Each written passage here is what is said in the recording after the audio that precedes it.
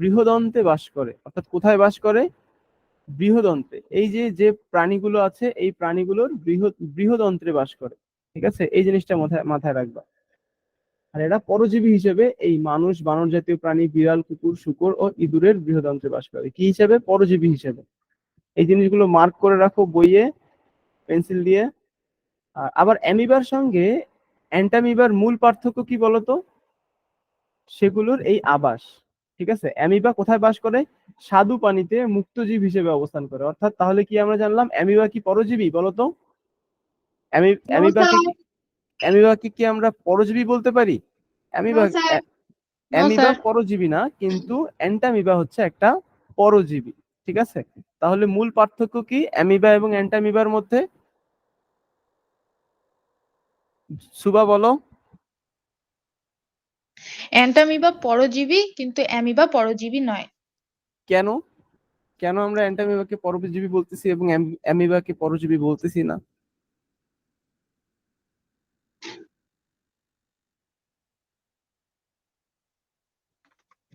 Entamoeba অন্য জীবের উপর নির্ভর করে, যেমন বনজাতীয় প্রাণী, বিড়াল, কুকুর এগুলোর উপরে নির্ভর করে, কিন্তু অ্যামিবা কোনো প্রাণীর উপর নির্ভর করে না, এটি নিজে চলাচল করতে পারে। নিজে চলাচল করতে পারে, আর হচ্ছে গিয়ে কোথায় সে বসবাস করে? সেই যে পানিতে, স্যাঁতসেঁতে মাটিতে, পুকুরের তলায় পচা জৈব আবর্জনার মধ্যে জন্মে অ্যামিবা। ঠিক আছে, অর্থাৎ অন্য কোনো জীবের উপর নির্ভরশীল না তাদের বাসস্থান। ঠিক আছে, এই যে এখানে বলাই আছে, এই যে অ্যান্টামিবার সঙ্গে মূল পার্থক্য হচ্ছে সেগুলোর এই আবাস। বুঝতে পেরেছো? এই আবাসটাই হচ্ছে অ্যান্টামিবা এবং অ্যামিবার মূল পার্থক্য। আর অ্যামিবা আমরা আবার কি জানলাম? স্বাদু পানিতে থাকে। স্বাদু পানি বলতে কোন পানি বলতো? যে মিঠা পানিটা পানি। আমরা, হ্যাঁ মিঠা পানি, যে পানিটা সাধারণত আমরা খেয়ে থাকি, লবণাক্ত পানি না। ঠিক আছে, স্বাদু পানিতে মুক্ত জীব হিসেবে অবস্থান করে, কিন্তু অ্যান্টামিবা জীবের ভেতরে আন্তরিক পরজীবী হিসেবে বাস করে।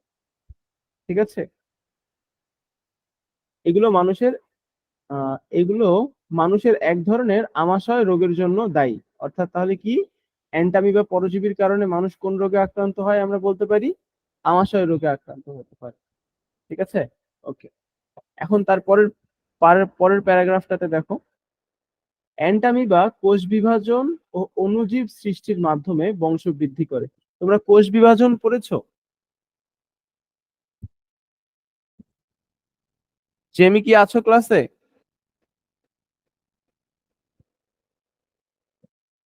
সুবা ক্লাসে আছো? জি স্যার। আচ্ছা, কোষ বিভাজন কি বলতে পারো? কোষ বিভাজন?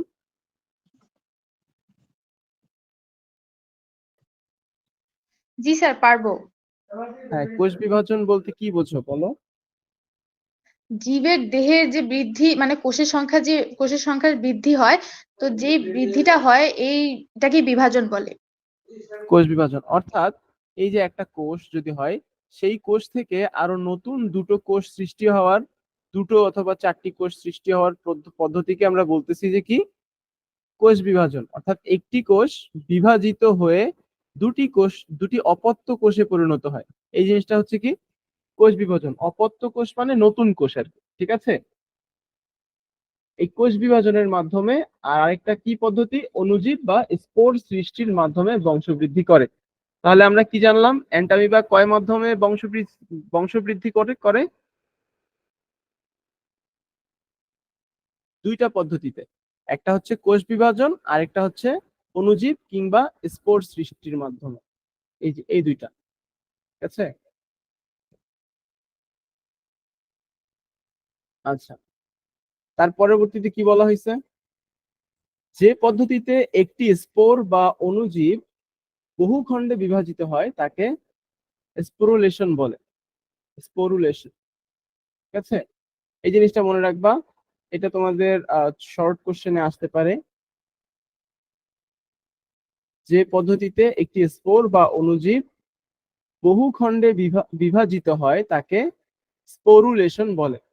অ্যান্টামিবা কোষের প্রোটোপ্লাজম বহু খণ্ডে বিভক্ত হয়ে ক্ষুদ্র ক্ষুদ্র অণুজীব বা স্পোর গঠন করে। ঠিক আছে, অ্যান্টামিবা কোষের প্রোটোপ্লাজম, এই যে প্রোটোপ্লাজম কোথায় থাকে বলতো? এই যে প্লাজমার ভিতরে, প্লাজমা দিয়ে চারপাশটা ঘেরা থাকে এবং তার ভিতরেই তোমরা এই যে দেখতে পাচ্ছ প্রোটোপ্লাজম। এই প্রোটোপ্লাজমের মধ্যে কি, এই প্রোটোপ্লাজম কি হয়, প্রোটোপ্লাজম গুলো বহু খণ্ডে বিভক্ত হয়ে ক্ষুদ্র ক্ষুদ্র অণুজীব বা স্পোর গঠন করে। বুঝতে পেরেছো? জি ওকে। স্যার। ওকে, এ পর্যন্ত কোনো ডাউট আছে? অ্যান্টামিবা যে আমরা পুরোটা পড়লাম, কোনো কিছু বোঝোনি?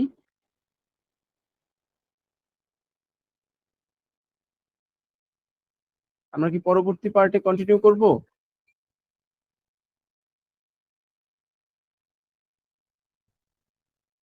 জি জি স্যার। স্যার। জি স্যার। আচ্ছা, জেমি তুমি এতক্ষণ কোথায় ছিলে? স্যার আমার নেটের খুব প্রবলেম, আমি 2 মিনিট শুনতে পাচ্ছি, 2 মিনিট শুনতে পাচ্ছি না। আচ্ছা, সমস্যা নেই। যদি এরকম নেটের প্রবলেম থাকে, যদি কোনো পোর্শন মিস করে যাও, তাহলে আমাদের ক্লাস ভিডিও গুলো দেওয়া হয়, সেগুলো দেখে নিবে, ঠিক আছে? ওকে, এখন আমরা পড়বো স্বাস্থ্য ঝুঁকি সৃষ্টিতে অণুজীবের ভূমিকা। অর্থাৎ কিভাবে আমরা স্বাস্থ্য ঝুঁকিতে পড়তে পারি এই অণুজীবগুলোর কারণে, ঠিক আছে? মানুষ ও অন্যান্য জীবের অনেক অসুখ বিসুখের কারণ হচ্ছে অণুজীব। অণুজীব কি? এই যে একটু আগে আমরা পড়লাম একটা অণুজীব, অ্যান্টামিবাও এক ধরনের অণুজীব, ঠিক আছে? ব্যাকটেরিয়া, ভাইরাস, ছত্রাক আমাদের শরীরে প্রবেশ করে আমাদের অসুস্থ করে। ব্যাকটেরিয়া, জীবাণু দেহাভ্যন্তরে বিভিন্ন প্রক্রিয়া প্রকাশ করতে পারে, ঠিক আছে? এই যে জীবাণুগুলো আমাদের দেহের ভিতরে বিভিন্নভাবে প্রবেশ করতে পারে। যেমন অপরিষ্কার হাত জীবাণুর জন্য একটি সুবিধাজনক বাহন। যেমন হাতের মাধ্যমেই কিন্তু আমরা খাওয়া দাওয়া করি, চলাফেরা করি একে অপরের সাথে। যখন হ্যান্ডশেক করি, তো তখন কিন্তু এক মানুষের কাছ থেকে জীবাণুগুলো আরেকজনের কাছে ট্রান্সফার হয়ে যায়, ঠিক আছে? এই জন্য হাত পরিষ্কার রাখা খুবই জরুরি।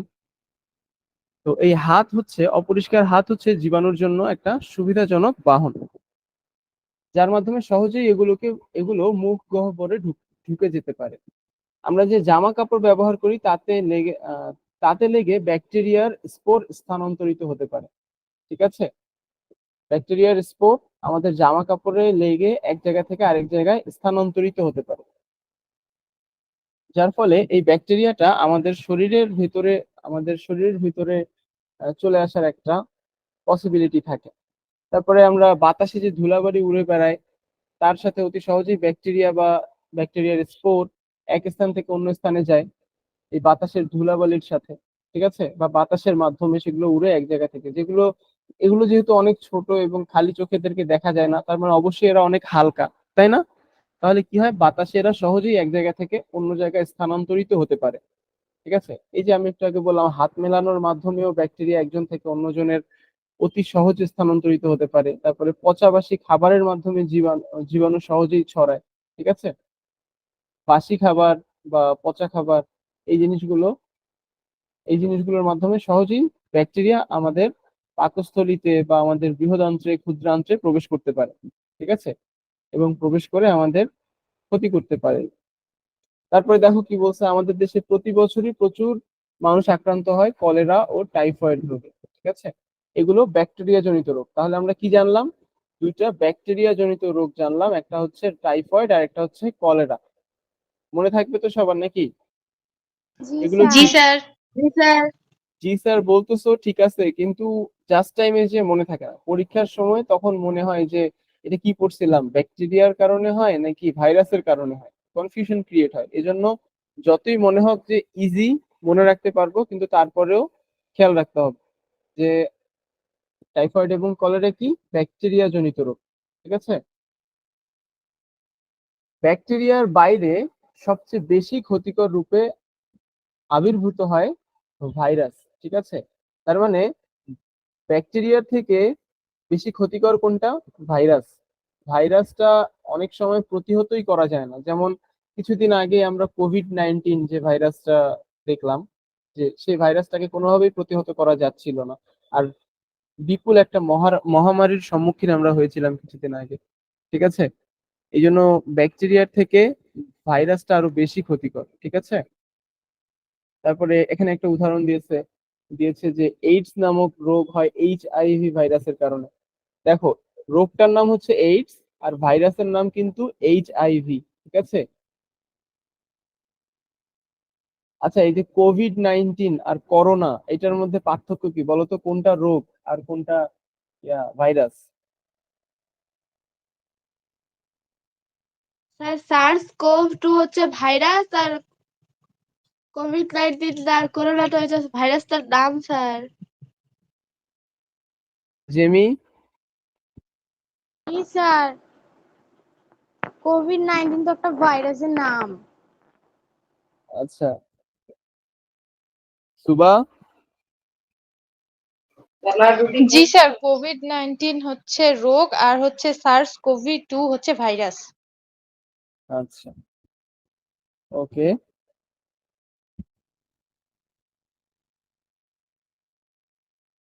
তারপরে দেখো,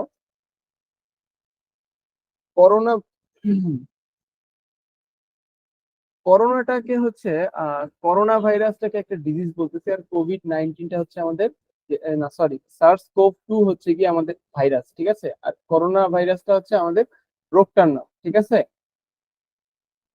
বা করোনা বা কোভিড-19, ঠিক আছে? তাহলে আমরা কি জানলাম? কোভিড-19টা এভাবে লেখে, কোভিড-19টা হচ্ছে আমাদের কি রোগের নাম, আর ভাইরাসটা হচ্ছে সার্স কোভ 2, ঠিক আছে? এটা হচ্ছে কি আমাদের ভাইরাস। মনে থাকবে তো নাকি? কনফিউশন? জি স্যার। স্যার। কনফিউশন ক্লিয়ার হয়েছে? জি স্যার। এই যে এখানে পরবর্তীতে আছে যে কোভিড-19 অতিমারি ছড়িয়েছিল আর হচ্ছে সার্স কোভি 2 নামক ভাইরাসের মাধ্যমে। কোভি লিখছে এখানে, আমি জানি না কোভি কেন লিখছে, বাট ভাইরাসটার নাম হচ্ছে সিওভি। এই জিনিসগুলো দেখবা, স্পেলিংটা দেখো। কোভিড লেখার সবগুলো কিন্তু বড় হাতের, আর সার্স লেখার সবগুলো হচ্ছে তোমার ক্যাপিটাল লেটারে আছে, আর কোভ লেখার কিন্তু সি ক্যাপিটাল লেটার, ও হচ্ছে স্মল লেটার, ভি হচ্ছে ক্যাপিটাল লেটার, ঠিক আছে?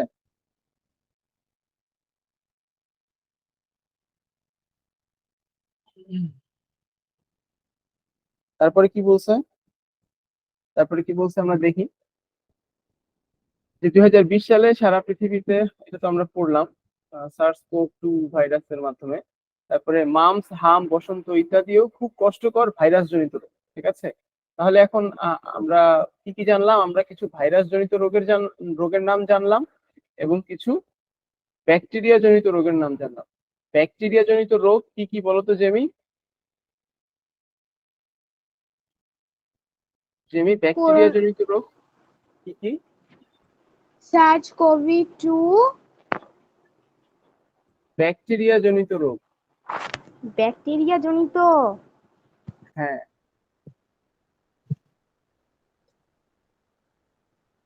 মামস, হাম, বসন্ত। না, এগুলো সবগুলোই ভাইরাস জনিত রোগ। মামস, হাম, বসন্ত ইত্যাদিও খুব কষ্টকর ভাইরাস জনিত রোগ, এই দেখো, ঠিক আছে? আর এই যে কলেরা এবং টাইফয়েড হচ্ছে ব্যাকটেরিয়া জনিত রোগ, এই যে এগুলো ব্যাকটেরিয়া জনিত রোগ। একটু আগেই তো দেখালাম, ভুলে গেছো কেন? ওকে, তাহলে এইডস কোন ধরনের রোগ বলতো? ব্যাকটেরিয়া জনিত নাকি ভাইরাস জনিত? ভাইরাস জনিত। ভাইরাস জনিত। ভাইরাস জনিত। কোভিড-19? ভাইরাস জনিত। ভাইরাস জনিত।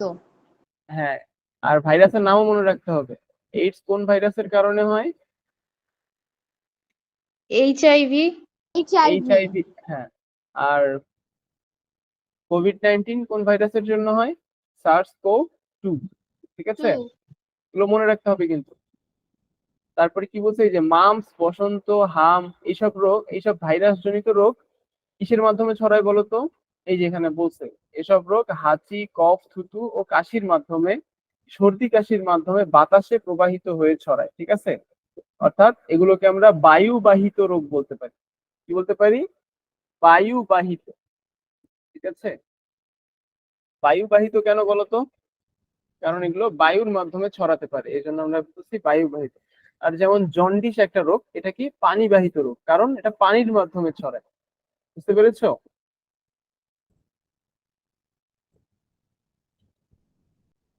জি স্যার। ওকে, তারপরে তাহলে এরা কি করে, এই যে বাতাসের মাধ্যমে প্রবাহিত হয়ে এরা আমাদের শ্বাসনালীতে প্রবেশ করে এবং আমাদের তারপরে শ্বাসনালীতে প্রবেশ করার পরে এরা আমাদের শরীরে বিভিন্ন ইফেক্ট ফেলে, যার কারণে আমরা অসুস্থ হয়ে যাই। ঠিক আছে, মামস, হাম এবং বসন্ত এগুলো হচ্ছে মনে রাখতে হবে ভাইরাস জনিত রোগ।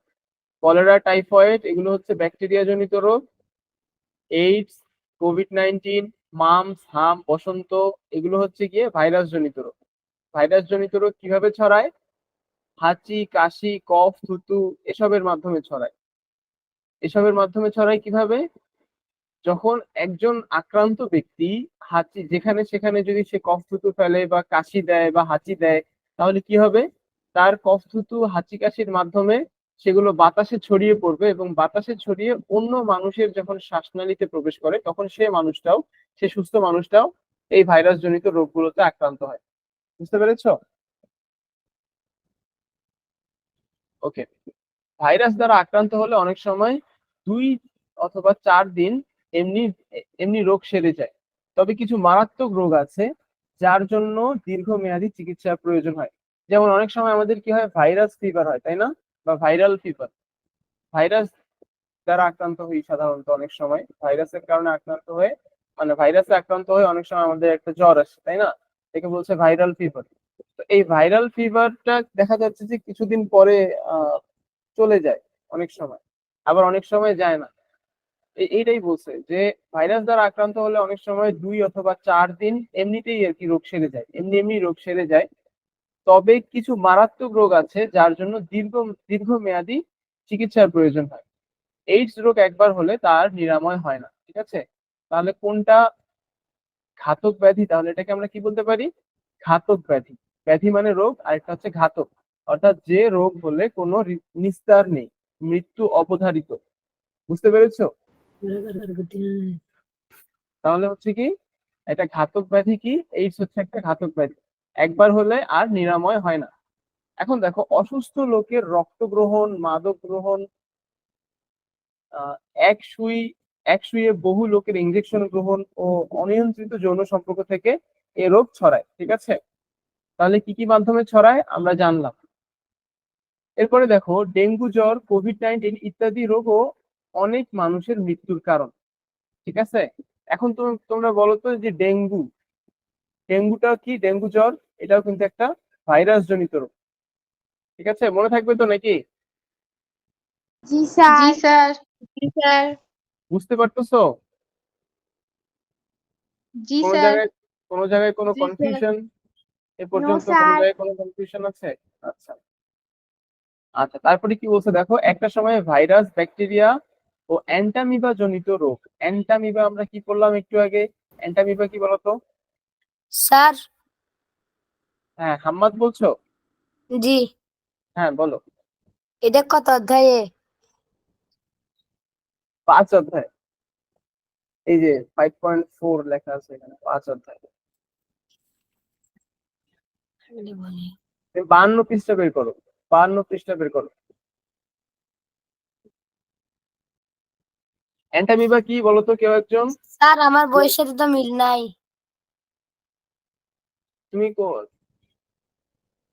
তুমি ক্লাস 7-এ তো নাকি? নাকি অন্য লিংকে জয়েন করেছো? 7-এ। হ্যাঁ, তাহলে তো এটাই তো 7-এর বই, নতুন কারিকুলামের বই। আচ্ছা, তাহলে তোমার কাছে কি বইয়ের হার্ড কপি আছে নাকি সফট কপি? মানে তুমি কি বইয়ের পিডিএফ আছে তোমার কাছে? বই মাদ্রাসার বই। বুট বই। মাদ্রাসার বোর্ড বই। এটা কি এই বছরের নাকি আগের বছরের? এই বছরের। এই বছরের।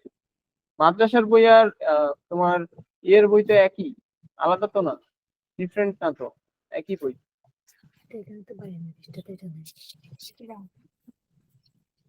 মাদ্রাসার বই আর এই বইটা একই, আলাদা না তো, সেম কারিকুলাম। মাদ্রাসায় জাস্ট কয়েকটা বই বেশি থাকে, যেমন যারা এখানে পড়তেছে এখন নর্মাল কারিকুলামে তাদের হচ্ছে টোটাল 10টা বই, আর যারা মাদ্রাসায় পড়তেছে তাদের কয়েকটা বই বেশি আর কি। কিন্তু এই বই সেম, এগুলো বই সেম। আচ্ছা আমরা ক্লাসটা কন্টিনিউ করি, তুমি ক্লাসে থাকো, ক্লাস করতে থাকো, বোঝো। স্ক্রিন আমি আরো বড় করে দিচ্ছি, লেখা লাগতেছে না যেহেতু। তুমি স্ক্রিন দেখে বুঝতে পারবা।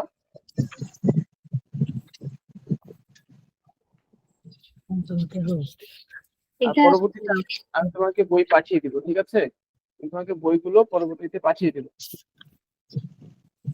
আচ্ছা, অ্যান্টামিবা কি কেউ বলতে পারলাম না তাহলে? স্যার স্যার হ্যাঁ বলো। আমি বলি স্যার, হ্যাঁ বলো। জুবাইরিয়া। হ্যাঁ বলো। অ্যান্টামিবা হলো খালি চোখে দেখা যায় না এরকম এককোষী জীব যা প্রোটিস্টা রাজ্যের অন্তর্ভুক্ত। আচ্ছা, আর অ্যামিবার আরেকটা হচ্ছে কি, এই যে অ্যামিবা জনিত রোগ, অ্যামিবার কারণ সরি অ্যান্টামিবা জনিত রোগ, অ্যান্টামিবার কারণে আবার রোগ হয় কেন বলো তো? কারণ এটা হচ্ছে পরজীবী। বুঝতে পেরেছো? এটা কি? অ্যান্টামিবা হচ্ছে একটা পরজীবী জীব। ঠিক আছে। একটা সময় ভাইরাস, ব্যাকটেরিয়া ও অ্যান্টামিবা জনিত রোগ খুবই ভয়াবহভাবে ছড়িয়ে যেত। নিরাপদ পানির অভাবে এমন হতো। ঠিক আছে, কেন এই জিনিসটা হতো ভয়াবহভাবে, এটা কেন ছড়িয়ে যেত? নিরাপদ পানির অভাবে। তারপরে কি, যত্রতত্র মলমূত্র ত্যাগের কারণেও জনস্বাস্থ্যজনিত সমস্যা হয়। এসব মলমূত্রে যে জীবাণু থাকে তা ভক্ষণকারী অন্য জীব এগুলোকে ছড়িয়ে দেয়। ঠিক আছে। এছাড়া বৃষ্টি বা জোয়ারের পানিতে এগুলো দূর দূরান্তে ছড়িয়ে পড়ে এবং আমাদের পরিবেশকে অপরিচ্ছন্ন করে ফেলে। আর এভাবেই জীবাণুগুলো কি হয়, আমাদের আশেপাশে ছড়িয়ে পড়ে এবং মানুষ বিভিন্নভাবে মানুষের শরীরে এই পরজীবী ভাইরাস, ব্যাকটেরিয়া গুলো মানুষের শরীরে প্রবেশ করে মানুষকে অসুস্থ করে ফেলে। ঠিক আছে।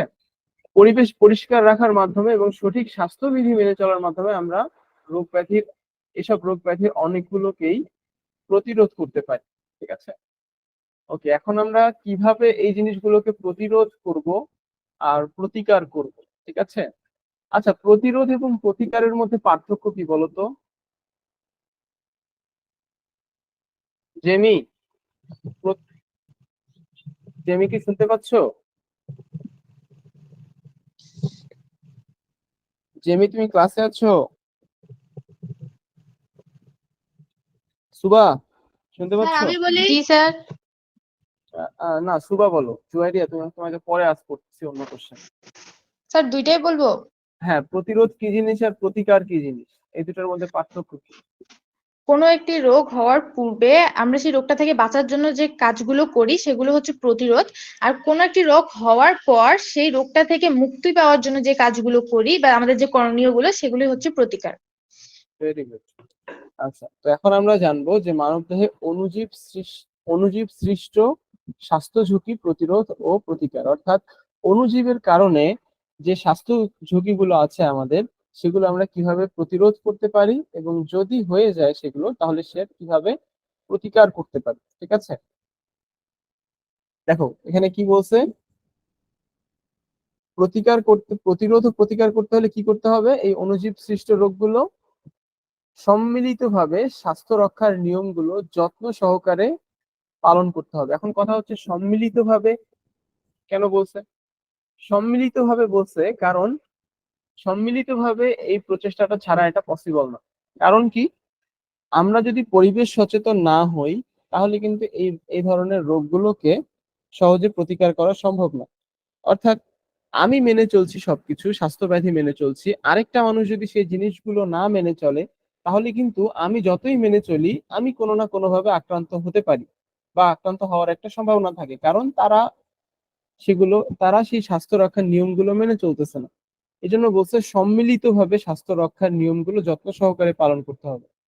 আর কি মনে রাখতে হবে বলছে, দুর্বল স্বাস্থ্যের ব্যক্তি রোগাক্রান্ত হওয়ার ঝুঁকি বেশি বহন করে। অর্থাৎ দুর্বল স্বাস্থ্যের ব্যক্তি, ঠিক আছে, এদের রোগাক্রান্ত হওয়ার সম্ভাবনা বেশি বা ঝুঁকি বেশি। তাই সকলের কি করতে হবে, সুষম খাদ্য প্রয়োজন মতো নিয়মিত গ্রহণ করা। আচ্ছা, এখন তোমরা বলো তো, সুষম খাদ্য প্রয়োজন মতো নিয়মিত গ্রহণ করা এটা প্রতিকার নাকি প্রতিরোধ? প্রতিরোধ। প্রতিরোধ। প্রতিরোধ। জেমি বলো কেন, বলো তো কেন এটা প্রতিরোধ, এটাকে আমরা প্রতিরোধ কেন বলছি? কারণ এটা আমাদের যে কোনো সমস্যা সমাধানের জন্য কাজে লাগছে। সুবা, সুবা তুমি বলো তো কেন এটাকে আমরা প্রতিরোধ বলছি? সুষম খাদ্য খাওয়ার ফলে আমাদের শরীর সবসময় আর কি ভালো থাকে, সুস্থ থাকে, তাই কোনো রোগ সহজে হওয়ার সম্ভাবনা থাকে না। আচ্ছা জুয়াইরিয়া, তোমার কি মনে হয় কেন আমরা এটাকে প্রতিরোধ বলছি? সুষম খাদ্য সবসময় খেলে আমাদের হচ্ছে শরীর সুস্থ থাকে এবং দুর্বল হয়ে পড়ে না, তাই সহজে অসুখ বিসুখে আক্রান্ত হয় না, সেই জন্য সুষম খাদ্যকে প্রতিরোধ বলা হয়। আচ্ছা ভেরি গুড। দেখো আরেকটা জিনিস লক্ষ্য করো, এটা কিন্তু আমাদেরকে আগেই বলছে যে যেন আমাদের এই রোগ থেকে আমরা বাঁচতে পারি, রোগ থেকে যেন আমরা বাঁচতে পারি, এই জন্য বাঁচার জন্য কি বলছে যে সুষম খাদ্য প্রয়োজন মতো গ্রহণ করতে বলছে এবং নিয়মিতভাবে গ্রহণ করতে বলছে, ঠিক আছে? শুধু গ্রহণ করলেই হবে না, নিয়মিতভাবে গ্রহণ করতে হবে। তো আমাদের রোগ হয়নি, কিন্তু আমরা চাচ্ছি কি আমাদের যেন সেই রোগটা না হয়, আর এই জিনিসটাই তো প্রতিরোধ, তাই না? এই জন্যই আমরা বলতেছি যে সুষম খাদ্য নিয়মিত গ্রহণ করা এটা হচ্ছে একটা প্রতিরোধ, এটা প্রতিকার না, ঠিক আছে? ওকে, এরপরে দেখো আক্রান্ত ব্যক্তির ব্যবহার্য কোনো কিছু ব্যবহার বা স্পর্শ এড়িয়ে চলা, অর্থাৎ কেউ যদি ভাইরাস বা ব্যাকটেরিয়া জনিত এই রোগগুলোতে আক্রান্ত হয়, তাহলে কি তার ব্যবহার করা জিনিসপত্রগুলোকে আমাদের ব্যবহার করা যাবে না, কিংবা এগুলো যথাসম্ভব চেষ্টা করা সেগুলোর স্পর্শ এড়িয়ে চলা, ঠিক আছে? এটা কি, এটা বলো তো কি এটা প্রতিরোধ নাকি প্রতিকার? এই যে ব্যবহার না করা, প্রতিকার। প্রতিকার। প্রতিকার, প্রতিকার কেন? এই যে আক্রান্ত ব্যক্তির ব্যবহার্য কোনো কিছু ব্যবহার বা স্পর্শ এড়িয়ে চলা উচিত, কেন এড়িয়ে চলা উচিত? যেন ওই অসুখটা বুঝতে আমার না পেরেছো? হয়। কারণ তাহলে এটা কি যদি আমরা প্রতিকার না করি, এটা যদি এড়িয়ে না চলি, তাহলে আমাদেরও সেই রোগটা হতে পারে। না, এটা হচ্ছে প্রতিরোধ, এটা হচ্ছে প্রতিরোধ। প্রতিরোধ কেন? আমার রোগটা হয়নি, কিন্তু না, এই রোগটা যেন আমার না হয় সেজন্য আমি যে কাজগুলো করব সেটাই হচ্ছে প্রতিরোধ। দেখো এখানে কি বলছে, আক্রান্ত ব্যক্তির ব্যবহার্য কোনো কিছু ব্যবহার বা স্পর্শ এড়িয়ে চলা উচিত। এটার অর্থ কি? এড়িয়ে কেন চলবো? যেন আমি আক্রান্ত না হই, বুঝতে পারছো? একজন আক্রান্ত হয়েছে, তার থেকে যেন আমি রেহাই পেতে পারি বা আমি যেন আক্রান্ত না হই তার মাধ্যমে, এজন্য আমি কি করব, তার ব্যবহার্য জিনিসপত্রগুলো ব্যবহার করব না, এবং তার ব্যবহার্য যে জিনিসপত্রগুলো সেগুলো স্পর্শও করব না। বুঝতে পারছো কি জুয়েরিয়া, জেমি, সুবা, জি স্যার। মোহাম্মদ? জি স্যার। জি স্যার। ওকে, এগুলো আমরা কেন করতেছি? যেন আমাদের রোগটা না হয়। তার মানে কি, এটা হচ্ছে প্রতিরোধ। আর প্রতিরোধ জিনিসটাই তো এটা, যে যেন আমাদের একটা রোগ না হয় সেজন্য আমরা যা যা করি সেগুলোই হচ্ছে প্রতিরোধ। আর আমাদের যদি এমনটা হয় যে আমাদের রোগ হয়ে গেছে, এখন আমার রোগ থেকে সেরে ওঠার জন্য যা যা করব সেটাই হচ্ছে কি প্রতিকার। বুঝতে পেরেছো? ক্লিয়ার তো? প্রতিরোধ এবং প্রতিকারের ব্যাপারটা ক্লিয়ার তো? জি স্যার। জি আচ্ছা, স্যার। আমরা কি জানলাম? এই যে ব্যবহার ও স্পর্শ এড়িয়ে চলা, এটা হচ্ছে একটা প্রতিরোধ। খাবার পানি নিরাপদ হওয়া খুবই জরুরি। এই যে নিরাপদ খাবার পানি পান করা, এটা কি প্রতিরোধ না প্রতিকার? প্রতিরোধ। প্রতিরোধ। প্রতিরোধ, ভেরি গুড। তারপরে কি, কলেরা, টাইফয়েড ইত্যাদি ব্যাকটেরিয়া সৃষ্ট রোগ প্রতিরোধ। থেকে, কলেরা, টাইফয়েড ইত্যাদি ব্যাকটেরিয়া সৃষ্ট রোগ, এই যে আবার কিন্তু আসছে এই কথাটা, দেখো কলেরা, টাইফয়েড ইত্যাদি ব্যাকটেরিয়া সৃষ্ট রোগ, তার মানে কি এগুলো হচ্ছে ব্যাকটেরিয়া জনিত রোগ। এই ব্যাকটেরিয়া জনিত রোগগুলো থেকে বাঁচতে কি করতে হবে? অবশ্যই নিরাপদ পানি ব্যবহার করতে হবে বা পান করতে হবে। তারপরে কি বলছে, পান করা, গোসল ও কাপড় কাচা, বাসন ধোয়া ইত্যাদির জন্য নিরাপদ পানি ব্যবহার করা, এটা কি, এটা প্রতিরোধ না প্রতিকার? প্রতিরোধ। ওকে, প্রতিরোধ। আচ্ছা জুয়ারিয়া, তোমার কি মনে হয় এটা প্রতিরোধ না প্রতিকার? জুয়ারিয়া, জেমি?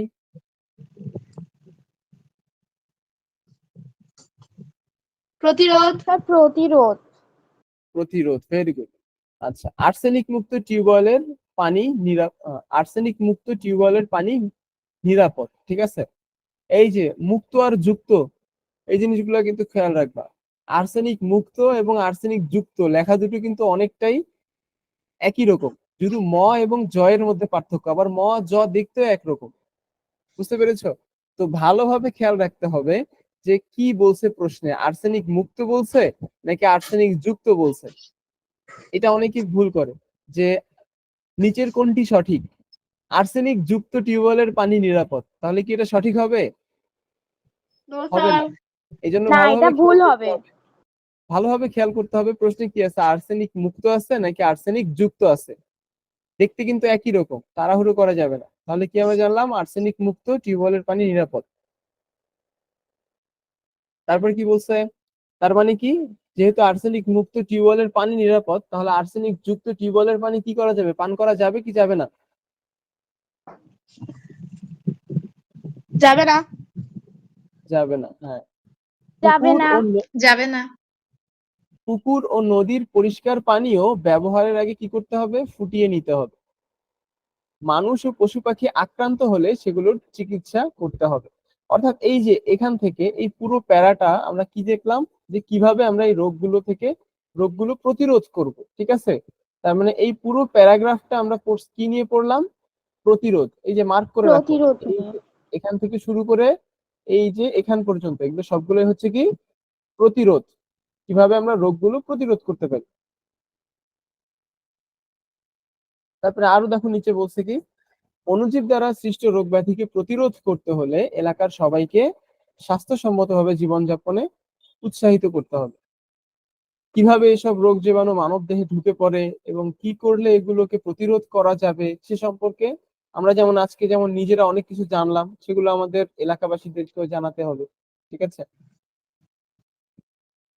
বিদ্যালয়ে, মসজিদে, মন্দিরে, খেলার মাঠে, হাটে, বাজারে যেখানে লোক সমাগম বেশি সেখানেই এই বিষয় নিয়ে আলোচনা শুরু করা যেতে পারে। তাতে এগুলো নিয়ে আলোচনা করলে আশেপাশের মানুষেরা যারা শুনবে এই আলোচনাগুলো তারা সচেতন হতে পারবে, যারা এই বিষয়গুলো সম্পর্কে জানে না তারা জানতে পারবে। এ ব্যাপারে মানুষকে সচেতন করাটাই হচ্ছে সর্বশ্রেষ্ঠ প্রতিরোধ। তাহলে সর্বশ্রেষ্ঠ প্রতিরোধ কি আমরা জানলাম, মানুষকে সচেতন করা সর্বশ্রেষ্ঠ প্রতিরোধ। এই জিনিসগুলো কিন্তু অবশ্যই মাথায় রাখবা, প্রতিরোধ এবং প্রতিকার, ঠিক আছে? সর্বশ্রেষ্ঠ প্রতিরোধ কি তাহলে সবাই বলো।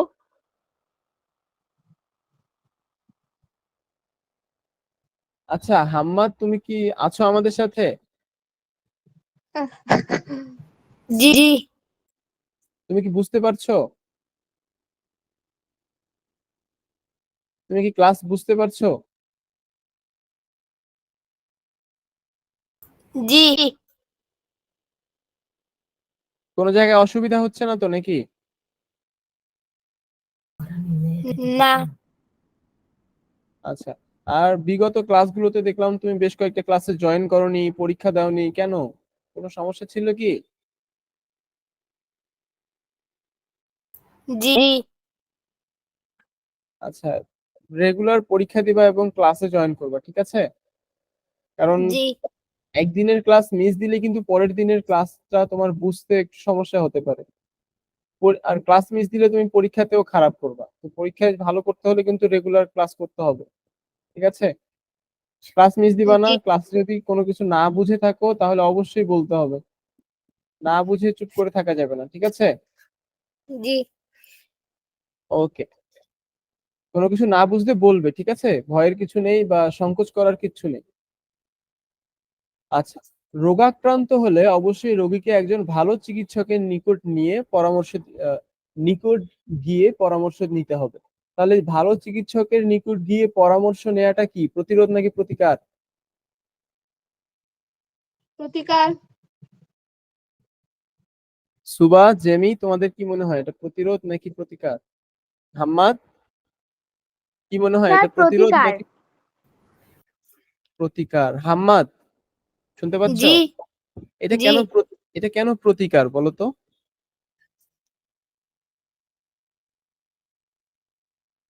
আচ্ছা, তুমি প্রতিরোধ এবং প্রতিকারের মধ্যে পার্থক্যটা কি বুঝতে পেরেছো?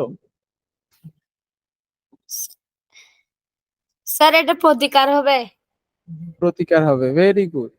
আচ্ছা, প্রয়োজনে ডাক্তারের পরামর্শে ওষুধ সেবন করতে হবে। তাহলে ওষুধ সেবন করাটা কি হবে বলো তো হাম্মাদ? ওষুধ সেবন করাটা প্রতিকার নাকি প্রতিরোধ? প্রতিকার। প্রতিকার, ভেরি গুড। তারপরে গ্রামে থাকা কমিউনিটি ক্লিনিক বা উপজেলা পর্যায়ের সরকারি হাসপাতালে অনেক চিকিৎসা সেবা ফ্রি পাওয়া যায়। এসব সেবা গ্রহণ করতে হবে। অর্থাৎ এই যে যদি কেউ আক্রান্ত হয়ে যায় তাহলে কি করতে পারি আমরা? কমিউনিটি ক্লিনিক কিংবা উপজেলা পর্যায়ে যে সরকারি হাসপাতালগুলো আছে সেগুলোতে আমরা ফ্রি চিকিৎসা সেবা গ্রহণ করতে পারি। ঠিক আছে? তারপরে কি করতে হবে? চেষ্টা করতে হবে অনুমোদিত হাসপাতাল এবং সঠিক জ্ঞান সম্পন্ন ডাক্তারের কাছে চিকিৎসা নেয়া। আর কি করতে হবে তারপরে কি বলছে? গ্রামে বা পাড়া মহল্লায় হাতুড়ে ডাক্তারের চিকিৎসায় রোগ নিরাময়ের বদলে রোগ জটিল স্তরে পৌঁছে যায়। তাহলে আমরা কি অ্যাভয়েড করব? এটাও কিন্তু একটা প্রতিকার। ঠিক আছে? গ্রামে বা পাড়া মহল্লায় হাতুড়ে ডাক্তারের কাছ থেকে চিকিৎসা গ্রহণ করা যাবে না। এতে রোগ নিরাময় বা রোগ থেকে সেরে ওঠার পরিবর্তে তোমাদের রোগ আরো জটিল স্তরে পৌঁছে যায়। ঠিক আছে? এজন্য এই ব্যাপারগুলোতে আমাদের সচেতন থাকতে হবে। তাহলে এই যে উপরের যে জিনিসগুলো, উপরের প্যারাগ্রাফটা, সেটা ছিল আমাদের প্রতিরোধ, কিভাবে আমরা প্রতিরোধ করতে পারি। আর নিচে যে জিনিসগুলো বলেছে সেগুলো হচ্ছে আমাদের প্রতিকার। তাহলে এখন যদি তোমাদেরকে পরীক্ষায় বলে যে এই ভাইরাস ব্যাকটেরিয়া জনিত রোগ বা অণুজীব সৃষ্ট রোগগুলো এড়িয়ে চলার জন্য কি কি প্রতিরোধ গড়ে তুলতে হবে বা প্রতিরোধগুলো কি কি যদি বলা থাকে, তাহলে তোমরা কি করবে? এই যে উপরের প্যারাগ্রাফটাতে যা যা আছে এইগুলো লিখতে হবে। আর যদি বলে প্রতিকার কি, তাহলে তোমাদের নিচের প্যারাগুলো থেকে লিখতে হবে যে কিভাবে আমরা প্রতিকার করতে পারি। বুঝতে পেরেছো? জি ক্লিয়ার তো? স্যার। ওকে। জি স্যার।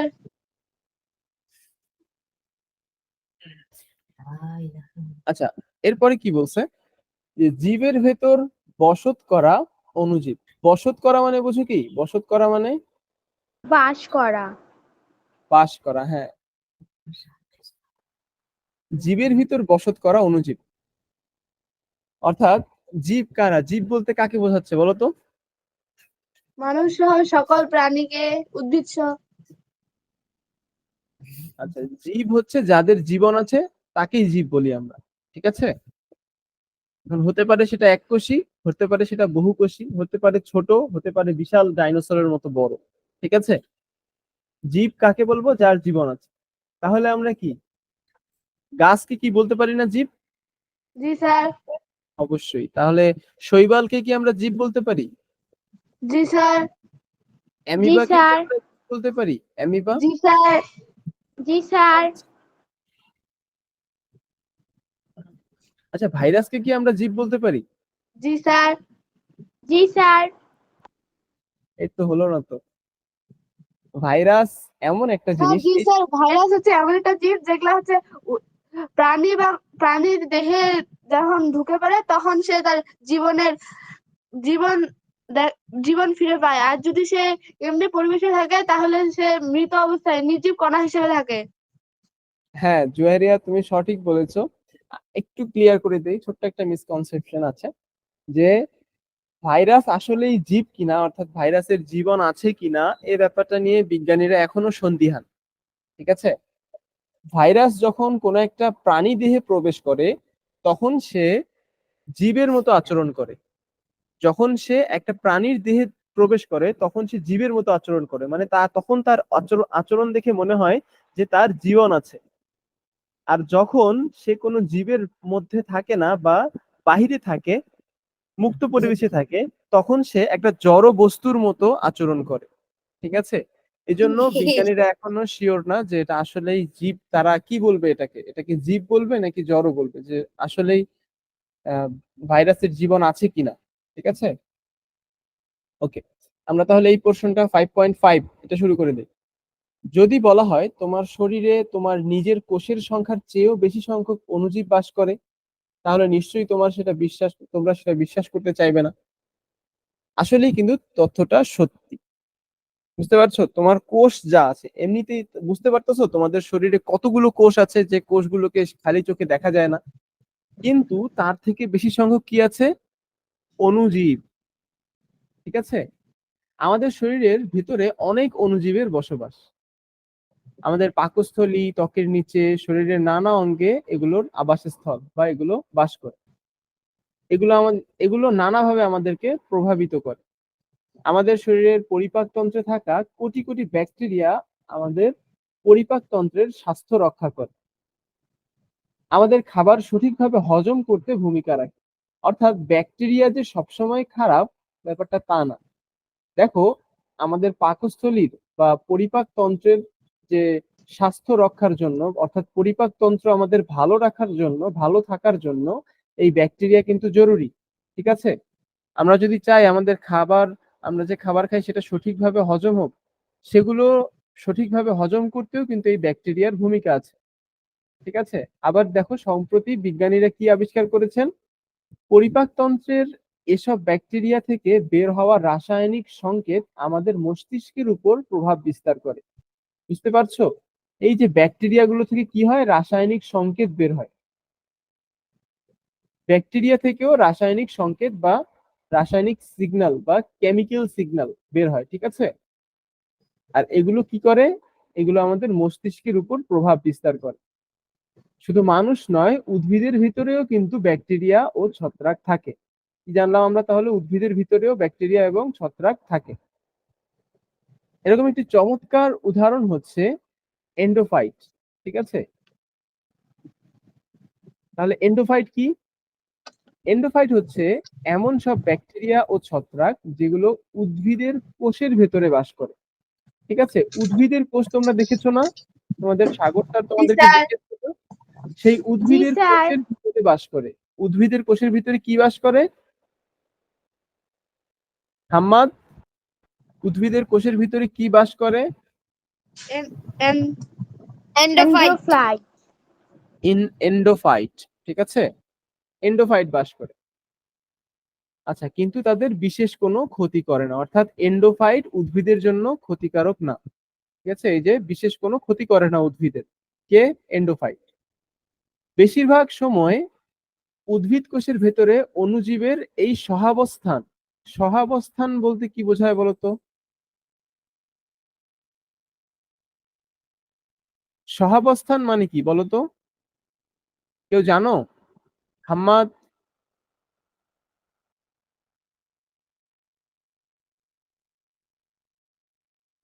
একসাথে একসাথে অবস্থান করা। সহাবস্থান, হ্যাঁ, একত্রে অবস্থান করা, একসাথে অবস্থান করা। এটা তো অনেক ইজি একটা ব্যাপার। হাম্মাদ পারলো, বাকিরা পারলো না কেন?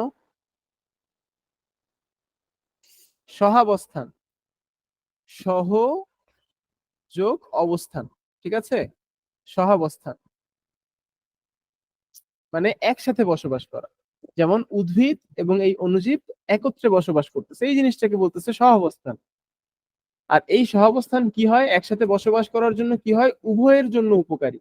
অর্থাৎ উদ্ভিদের এই অণুজীবটা, অর্থাৎ এন্ডোফাইট, এই অণুজীবটা উদ্ভিদের শরীরে থাকার কারণে উদ্ভিদও উপকৃত হচ্ছে, আবার এন্ডোফাইট উদ্ভিদ থেকে উপকৃত হচ্ছে। বুঝতে পারছো? অর্থাৎ উভয়ে উপকৃত হচ্ছে একে অপর থেকে। উদ্ভিদ এন্ডোফাইট থেকে, আবার এন্ডোফাইট উদ্ভিদ থেকে। অর্থাৎ উভয়ের জন্য, সেগুলোর উভয়ের জন্য উপকারী হয় এই অণুজীবগুলো। ঠিক আছে? তবে কখনো কখনো তা উদ্ভিদের জন্য প্রায় ক্ষতিকর পরিণতিও ডেকে আনতে পারে। কিছু বিশেষ ক্ষেত্রে এই যে আমাদের এই অণুজীব, সরি, এই যে এন্ডোফাইট, এই ব্যাকটেরিয়া এবং ছত্রাকগুলো অনেক ক্ষেত্রে উদ্ভিদের জন্য ক্ষতিকর পরিণতিও ডেকে আনতে পারে, সেটা বলছে। আর কি হচ্ছে? সকল উদ্ভিদের ভেতরেই কি থাকে? এন্ডোফাইট থাকে। সকল বলতে সকল না, মানে প্রায় সকল, অর্থাৎ বেশিরভাগ বেশিরভাগ উদ্ভিদের ভেতরেই কি থাকে? এন্ডোফাইট থাকে।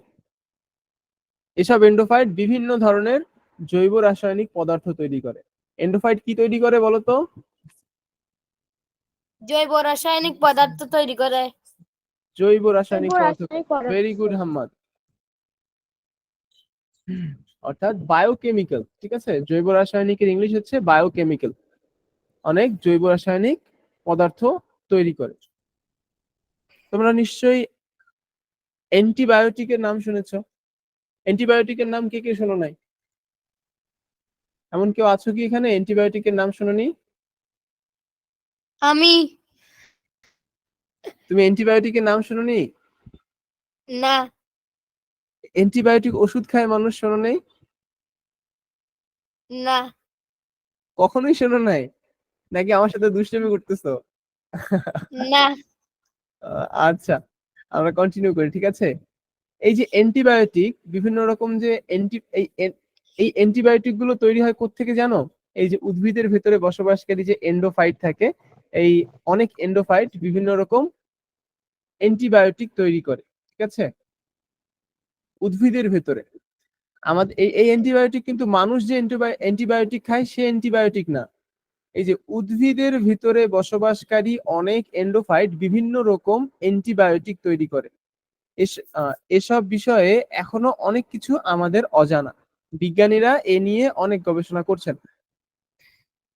তোমরা জেনে খুশি হবে, বাংলাদেশেও এরকম গবেষণায় এগিয়ে যাচ্ছে। ঢাকা বিশ্ববিদ্যালয়ের প্রাণ রসায়ন ও অনুপ্রাণ বিজ্ঞান বিভাগের অধ্যাপক হাসিনা খানের নেতৃত্বে একটি গবেষণায়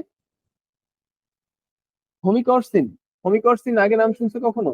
হোমিকরসিন নামে একটি অ্যান্টিবায়োটিক আবিষ্কৃত হয়েছে। তার মানে কি, হোমিকরসিন কিসের নাম? অ্যান্টিবায়োটিকের নাম। অ্যান্টিবায়োটিকের নাম। একটি অ্যান্টিবায়োটিকের নাম, ঠিক আছে। একটি অ্যান্টিবায়োটিক আবিষ্কার করা হয়েছে পাটের ভেতরে বসবাস করা ব্যাকটেরিয়া থেকে। তাহলে এই হেমিকরসিন নামক অ্যান্টিবায়োটিকটা আমরা কোথা থেকে আবিষ্কার করেছে? পাটের ভেতরে বসবাস করা ব্যাকটেরিয়া, সেই ব্যাকটেরিয়া থেকে। এইটা কোথায় আবিষ্কৃত হয়েছে বলতো, হেমিকরসিন ব্যাকটেরিয়াটা? বাংলাদেশে। পাটের ভেতরে। বাংলাদেশে আবিষ্কার করা হয়েছে এই অ্যান্টিবায়োটিকটা। আর এই অ্যান্টিবায়োটিকটা কোথা থেকে তৈরি করা হয়েছে? পাট থেকে। হ্যাঁ, পাটের ভিতরে বসবাসকারী ব্যাকটেরিয়া থেকে এটা তৈরি করা হয়েছে। আর আবিষ্কার করা হয়েছে বাংলাদেশ। কার নেতৃত্বে? হাসিনা খানের নেতৃত্বে, ঠিক আছে। আর হাসিনা খান কে? একজন বিজ্ঞানী, না, এটা বিজ্ঞান বিভাগের অধ্যাপক। হ্যাঁ, ঢাকা বিশ্ববিদ্যালয়ের প্রাণ রসায়ন ও অনুপ্রাণ বিজ্ঞান বিভাগের একজন অধ্যাপক হাসিনা খান, ঠিক আছে। তোমরা এই ধরনের গবেষণায় আরো বিস্তারিত বড় হয়ে জানতে পারবে। ওকে, আচ্ছা, এটা কে বলতে পারবে, শীতকালের চেয়ে গরমকালে দই তৈরি করা সহজ কেন? স্যার আমি পারবো। আমি পারবো। স্যার আমিও পারবো। আমি পারবো। আচ্ছা, সবাই পারবে। আচ্ছা, হাম্মাদ, তুমি পারবে? জি, আচ্ছা, তুমি বলো।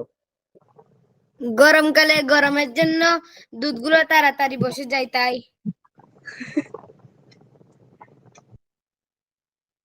আচ্ছা, আর কে বলতে চাচ্ছো? স্যার আমি বলি জুবাইরিয়া। স্যার আমি। আচ্ছা, জেমি বলো। তার কারণ শীতকালে আমাদের যে আমরা যে দই তৈরি করি ওখানে তো ব্যাকটেরিয়া লাগে, ওই ব্যাকটেরিয়া গুলো মরে যায়, আর গরমকালে সেই ব্যাকটেরিয়া গুলো দ্রুত বৃদ্ধি পায়। এই জন্যই আমরা গরমকালে দ্রুত দই তৈরি করতে পারি সহজ পদ্ধতিতে। আচ্ছা, আর এখন সুবা বলো তো। স্যার শীতকালের তুলনায় আর দই তৈরি করতে ব্যাকটেরিয়ার প্রয়োজন হয়, আর শীতকালের তুলনায় গরমকালে হচ্ছে ব্যাকটেরিয়া দ্রুত বৃদ্ধি পায়, এই জন্য দুধ আর কি গরমকালে খুব দ্রুত তৈরি হয়। আচ্ছা, এই যে একটা জিনিস, জুয়াইরিয়া তুমিও বলো, তোমারটাও আমি শুনি। সে দই তৈরির প্রক্রিয়ায় তাপমাত্রা একটি গুরুত্বপূর্ণ ভূমিকা পালন করে। তাপমাত্রা এটা অনেক ইম্পর্টেন্ট একটা টপিক, মানে মানে পয়েন্ট। একটি গাজন প্রক্রিয়া। আচ্ছা, সাধারণভাবে ভেরি গুড। শীতের তুলনায় গ্রীষ্মে দই তৈরি করা সহজ, কারণ উষ্ণ তাপমাত্রা ব্যাকটেরিয়া বৃদ্ধিতে উৎসাহিত করে, যা দুধকে দইতে রূপান্তরিত করে। দই তৈরিতে ব্যাকটেরিয়া ব্যবহৃত উষ্ণ পরিবেশে সাধারণত 110 ডিগ্রি ফারেনহাইট এর মধ্যে। গ্রীষ্মের আশেপাশে তাপমাত্রা সাধারণত উষ্ণ থাকে। এটি অতিরিক্ত সরঞ্জামের প্রয়োজন ছাড়াই দই তৈরির প্রক্রিয়ার জন্য পছন্দসই তাপমাত্রার সীমা বজায় রাখা সহজে করে তোলে। অন্যদিকে শীতকালে পরিবেষ্টিত তাপমাত্রা ঠান্ডা থাকে এবং অতিরিক্ত গরম করার সরঞ্জাম বা অন্যান্য পদ্ধতি ব্যবহার করে প্রয়োজনীয় তাপমাত্রার পরিসীমা বজায় রাখা চ্যালেঞ্জিং হতে পারে। সেই জন্য হচ্ছে গরমকালে দই তৈরি করা সহজ। আচ্ছা, তুমি কি বই দেখে দেখে পড়লে রিডিং? না স্যার, জুয়েরিয়া? আমি এটা হচ্ছে আমাদের স্কুলে লিখে দিয়েছিল, ওটা মুখস্থ করছিলাম, ওটা বললাম। আরো আছে আচ্ছা আচ্ছা, অনেকটা। Very good. মেইন কথা হচ্ছে, আচ্ছা আমরা মনে করো কোনো একটা খাবার যেন নষ্ট না হয়ে যায়, কি করি বলতো? ফ্রিজে ঢুকিয়ে রাখি না? কেন ফ্রিজে ঢুকিয়ে রাখি? কারণ এই বাহিরের টেম্পারেচারে সহজেই সেই খাবারের মধ্যে ব্যাকটেরিয়া তৈরি হয়, আর খাবারের মধ্যে ব্যাকটেরিয়া তৈরি হলে খাবারটা নষ্ট হয়ে যায়। বুঝতে পারছো? এই সেম জি কনসেপ্ট স্যার। কিন্তু দইয়ের ক্ষেত্রেও। আর যখন আমরা ফ্রিজের ভিতরে খাবারটাকে ঢুকিয়ে রাখি, তখন সেই ঠান্ডা একটা এনভায়রনমেন্ট ফ্রিজের ভেতরের, সেখানে ব্যাকটেরিয়া জন্মাতে পারে না এবং বিস্তার লাভ করতে পারে না, যার কারণে কিন্তু খাবারগুলো ভালো থাকে। এই জন্যই কিন্তু আমরা খাবার সংরক্ষণের জন্য ফ্রিজকে ব্যবহার করি। ঠিক আছে? তাহলে আমরা আরো একটা জিনিস রাখলাম, যে আমরা খাবার সংরক্ষণে কেন ফ্রিজ ব্যবহার করি, বা ফ্রিজে কেন রাখি আমরা খাবার, যেন খাবারকে নষ্ট হয়ে যাওয়ার হাত থেকে বাঁচাতে। ওকে, সবাই বুঝতে পেরেছি তো নাকি? জি হাম্মাদ, স্যার। হাম্মাদ বুঝতে পেরেছো যে কেন আমরা আহ, খাবার ফ্রিজে রাখি, আর কেনই বা দই শীতকালের থেকে গরমকালে তাড়াতাড়ি তৈরি হয়? জি।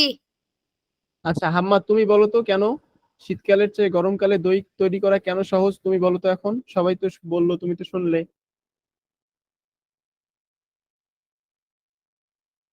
বলো। ফ্রি ফ্রিজে তো ব্যাকটেরিয়া জন্মাতে পারে না। না, আমি বলছি কি শীতকালের চেয়ে গরমকালে দই তৈরি করা সহজ কেন, এটার অ্যান্সার জানতে চাচ্ছি।